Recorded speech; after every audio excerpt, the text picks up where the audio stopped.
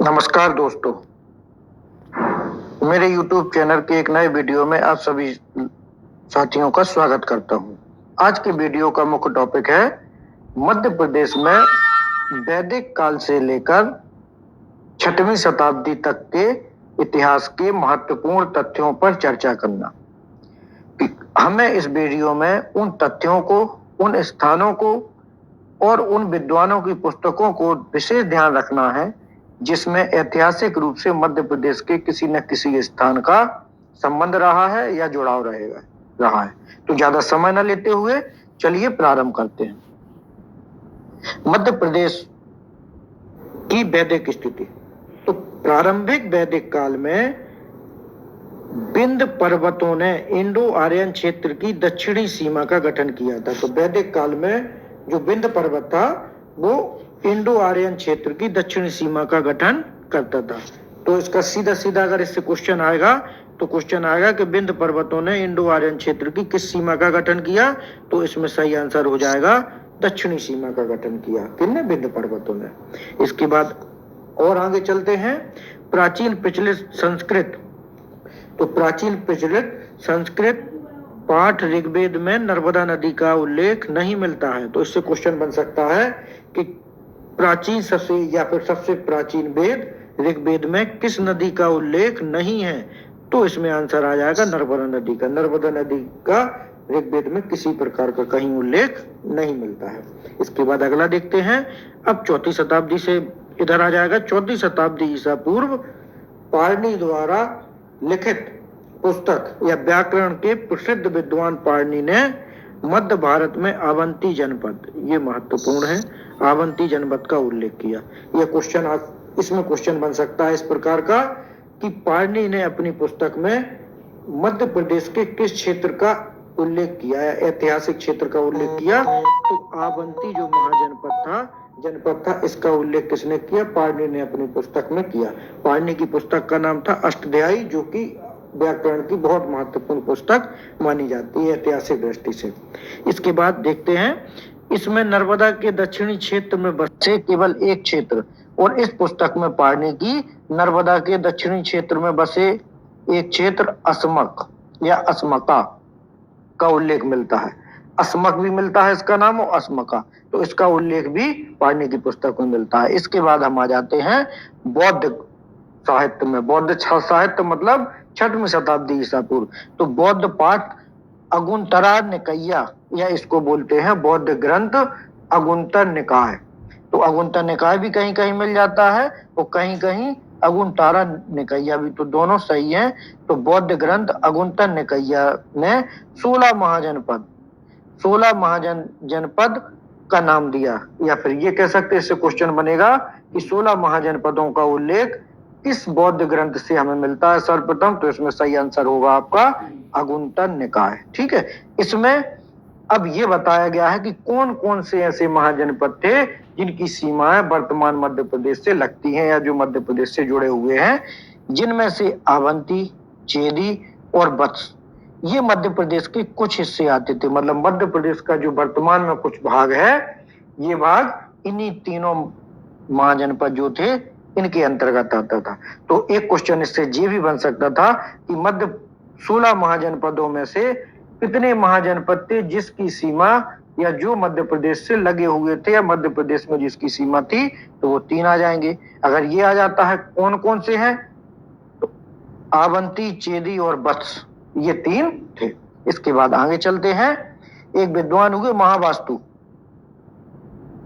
महावास्तु ने पूर्वी मालवा क्षेत्र में एक अन्य दसरन नामक राज्य का उल्लेख किया है। मतलब एक विद्वान हुए हैं, इनने पूर्वी मालवा में एक क्षेत्र है, कौन सा क्षेत्र? दसरन, तो इसका उल्लेख किया है। तो ये भी हमें याद रखना है, ये क्षेत्र भी पूछ लिए जाते हैं। आजकल एमपी में कुछ भी पूछा जा सकता है, तो हमें जो छोटे छोटे क्वेश्चन भी ध्यान में रखना है कि दसरन नामक क्षेत्र का उल्लेख किसने अपनी पुस्तक में किया है, तो महावास्तु ने किया है। दसरन नामक क्षेत्र किस प्राचीन स्थान से संबंधित, तो पूर्वी मालवा क्षेत्र से संबंधित है। तो इन चीजों को भी हमें ध्यान में रखना। अब मध्य भारत की बात आती है, तो मध्य भारत में ऐतिहासिक रूप से कौन कौन से ऐसे क्षेत्र थे जो मध्य प्रदेश के अंतर्गत आते थे? तो मध्य भारत में उज्जैनी, जिसे वर्तमान में उज्जैनी या अवंतिका उज्जैनी या उज्जैन वर्तमान में बोलने लगे हैं, ये हो गया। बेदिशा, प्राचीन बेदिशा था, वर्तमान में उसको विदिशा बोलने लगे। और महेशमती, जिसको वर्तमान में महेशमती भी बोलते हैं। तो ये मध्य भारत में 3 क्षेत्र थे जो कि मध्य प्रदेश के महत्वपूर्ण क्षेत्र, वर्तमान में इनका उल्लेख मिलता है ऐतिहासिक रूप से मध्य भारत में। इसके बाद प्राचीन ग्रंथों में, तो प्राचीन ग्रंथों की बात आएगी तो प्राचीन ग्रंथों में आवंती में है राजवंश, मतलब किन राजवंशों का किस क्षेत्र में शासन था, इसका उल्लेख मिलता है प्राचीन ग्रंथों में के अनुसार। आवंती में है राजवंश थे। बेत्रिहोत्रा वंश ये क्या था? है वंश की एक शाखा थी, ठीक है। और प्रद्योत वंश, ये 3 वंशों का उल्लेख मिलता है। और ये क्रमिक रूप से इनने शासन किया, मतलब एक के बाद एक क्रम में शासन किया।